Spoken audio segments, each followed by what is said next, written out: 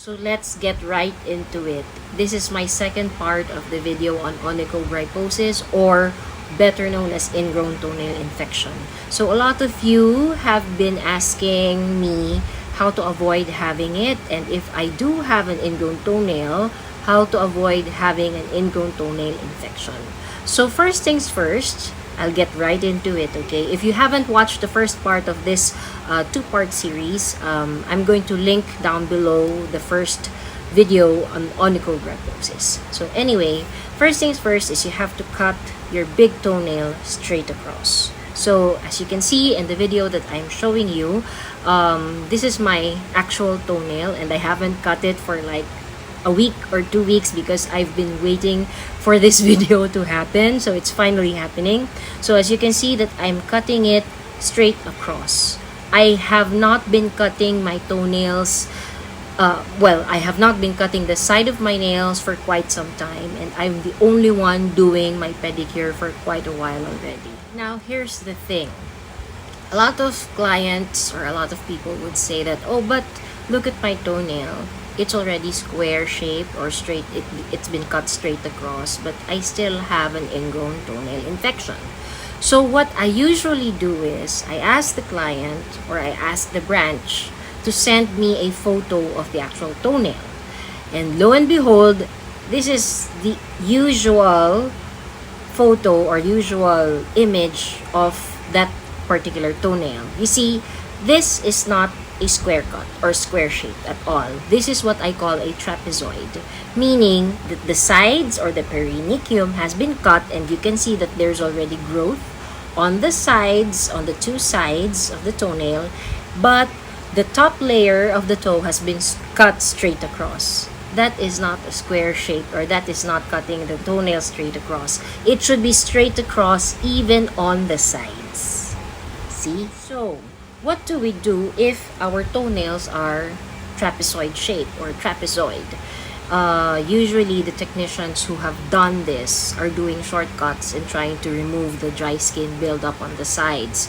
The dry skin buildup is actually a common thing for people like us, like me, who have ingrown toenails, since there is already a space on the side because our nails are concave like that, as you can see in the video that they are shaped that way.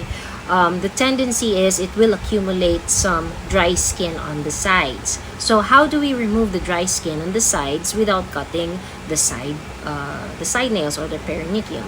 For here, I will be showing you what I do. I use a pusher or a toothpick.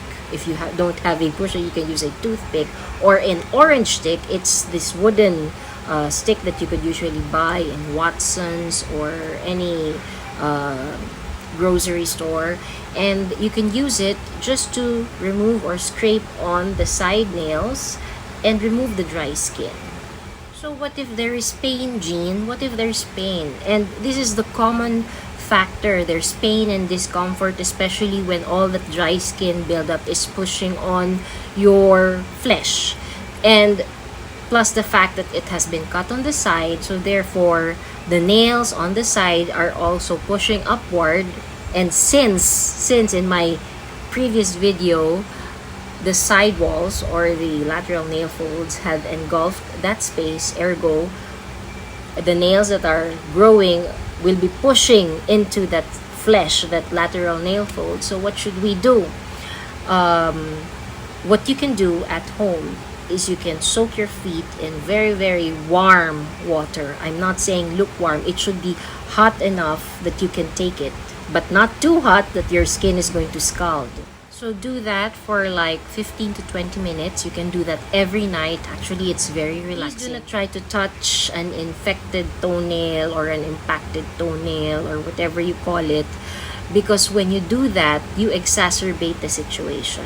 It becomes even more severe. The pain becomes even more severe afterwards. And that's the usual reason our clients call us. It's during the time when it's already too much to handle, when there's too much pain.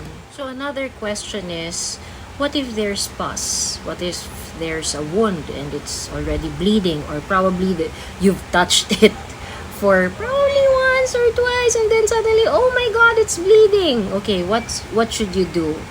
First things first, I would suggest that you use disinfectant. You clean the wound first, and then you put skin antibiotic. You can use steramycin or mupirocin ointment until the wound subsides or the inflammation subsides, and you try to schedule manicure, pedicure with celebrity nails so that we can actually see and have a doctor prescribe to you what other medicines you should take in order to improve the situation of your infection. So in my 13 going on 14 years of experience in handling nails, I haven't had a client or I haven't had anybody go through an operation, and I was able to actually put that operation to a halt. It will take a while for things to get better. What I'm trying to say is we can address the infection, we can address the pain, but for your ingrown toenail to get better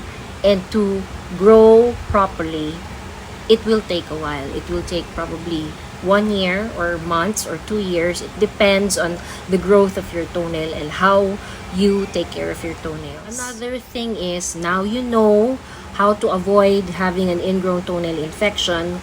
Please try not to cut anymore the sides of your toenails. If you do, you're just going to exacerbate the situation, and your perionychium or the size of your toenails is going to go deeper and deeper and deeper, and it's going to be harder to resolve, or it's going to be harder to rectify. So what can you do if you feel pain, if there's dry skin buildup and you can't schedule yet another pedicure session?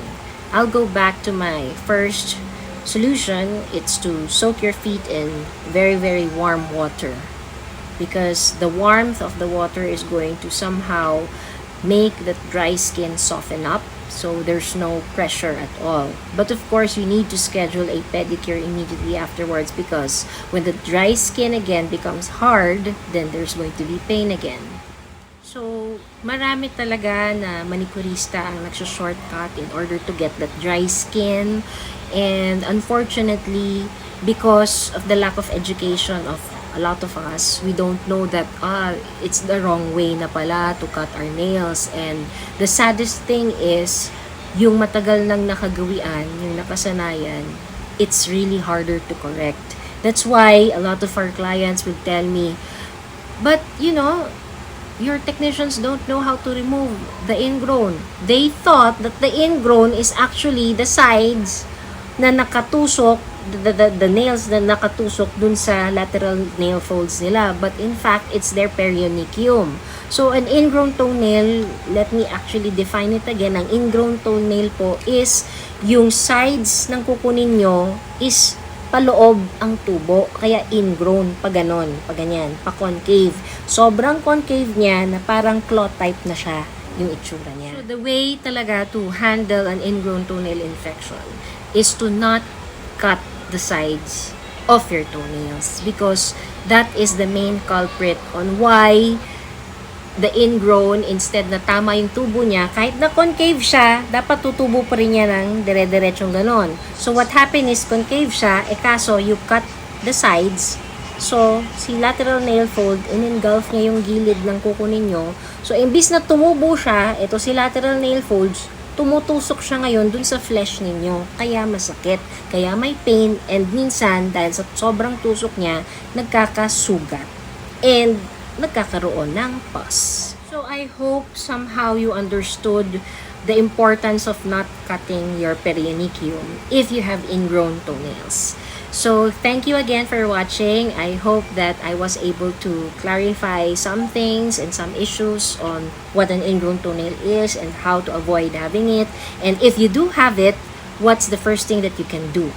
And my suggestion is go and call Celebrity Nails and have yourself booked with a pedicure session to be safe, just to be safe. Our hotline is 0917-812-0479. To get more information about nail conditions, how to avoid them, how to identify them, and how to rectify them, please subscribe to my channel. Thank you so much for watching, and I'll see you in my next vlog. Bye!